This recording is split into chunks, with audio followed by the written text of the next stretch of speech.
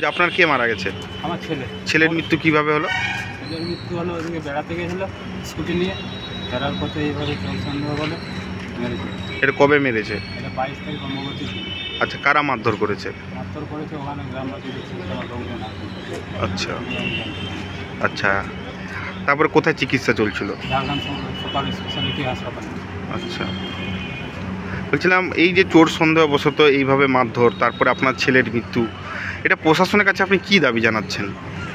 আমরা যখন জানতে পারি জামমনি থানাতে নিয়ে গেছিলো আমার ছেলেকে, তারপরে এই ঝাড়গ্রাম হাসপাতালে নিয়ে আসার পরে আমাদেরকে খবর দেওয়ার পরে আমরা এখানে আসি এবং ওনারাই ভর্তি করেছেন এখানে। তারপরে এই 8 দিন ধরে মানে জ্ঞান ফিরছিলাম, আজ সকাল 6:25 মারা গেছে, স্পেশালিস্টে ভর্তি ছিল। আর কী নাম আপনার ছেলে? সৌরভ সাউ। আপনার নাম? অবনী সাউ। আচ্ছা, বাড়ি? বাড়ি বেনাগেলি। এক প্রশাসনের কাছে আপনারা কি দাবি করছেন? আমরা প্রশাসনের কাছে দাবি চাইছি যারা মারধর করেছিল তাদের যাতে সঠিক শাস্তি হয়। এইভাবে মারাটা তো উচিত নয়, যদিও তারা অন্যায় করেছিল তার জন্য তো পুলিশ প্রশাসন আছে। বলছিলাম কি হয়েছে আপনাদের এই পাড়ার ছেলে? হচ্ছে বলতে শুনছিলাম যে ওরা খাটখুড়া গেছিলো। খাটখুড়া কী কারণে গেছে সেটা জানি না, তো ওরা 2 বন্ধু গেছে, একই পাড়ায় দুজনের বাড়ি।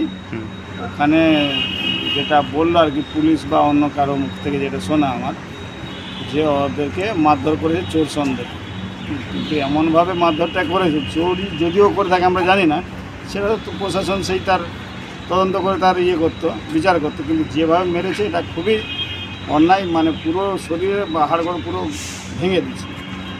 এবং সে প্রায় সেই 22 তারিখ থেকে আজ অবধি তার জ্ঞান ফেরেনি। আজকে সকাল আপনার 6:25 নাগাদ ডাক্তারবাবু যেটা বললেন মারা গেছে। আচ্ছা, কোথায় ভর্তি ছিল ছেলেটা? ঝাড়গ্রাম হসপিটালে। আচ্ছা, ঝাড়গ্রাম হাসপাতালে ভর্তি ছিল। ওটা সিসিইউ বলে না, সিসিইউতে ভর্তি ছিল। এখন আপনারা কি দাবি করছেন প্রশাসনের কাছে? আমরা দাবি করছি এর সঠিক তদন্ত করে যাতে দোষীরা তার শাস্তি পায়, এটাই আমরা চাইছি। আচ্ছা, কী নাম আপনার? আমার নাম গণেশ দত্ত। আচ্ছা, আপনার বাড়ি? আমার বাড়ি ওই সুভাষপল্লী।